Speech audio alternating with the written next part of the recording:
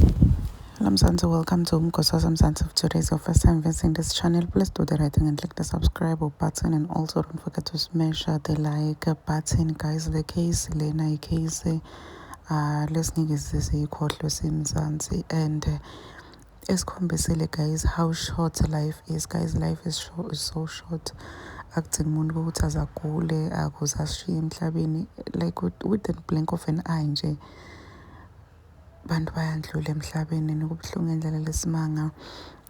So namuhla etolo rather they were holding a prayer session yema-constables la mathathu lasishiye engotini yemoto leyindike laphana eHinops River eCenturion ku-N1. Lamaphoyisa lawa they went missing last week Thursday, like from last week Thursday baze bawathola this week after sikhathi lesithena kangaka. So guys, Mzansi, like it's just shattered, like uva buhlungu. Abantu abaningi they are shocked. Some don't even believe ukuthi this was an accident. They still don't believe ukuthi this was an accident, and they are saying ukuthi it seems like ngazuthi lana kunesandla semfene.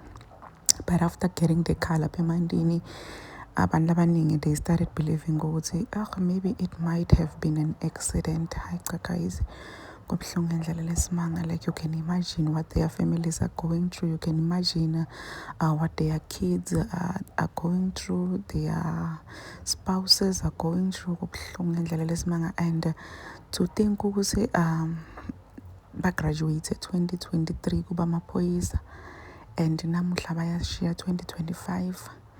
Kubuhlungu ngendlela lesimanga, kubuhlungu. Constable Linda yena shem bekaditshela ukuthi uhambe dinyawo uthole untaba bakhe, since his father was also a cop.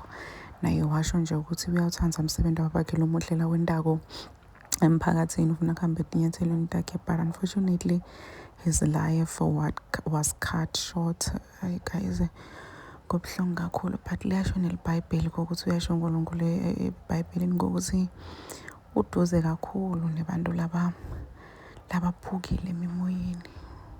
Like we just send our condolences to their family, to their friends, and to everyone lothinzekile mayelana nalendzaba. May their soul rest in eternal peace. Please do comment what you think below down on the comment section. Don't forget to hit the notification bell so that you can be notified whenever I upload a new video. This is the end of my video. I am signing out. Goodbye.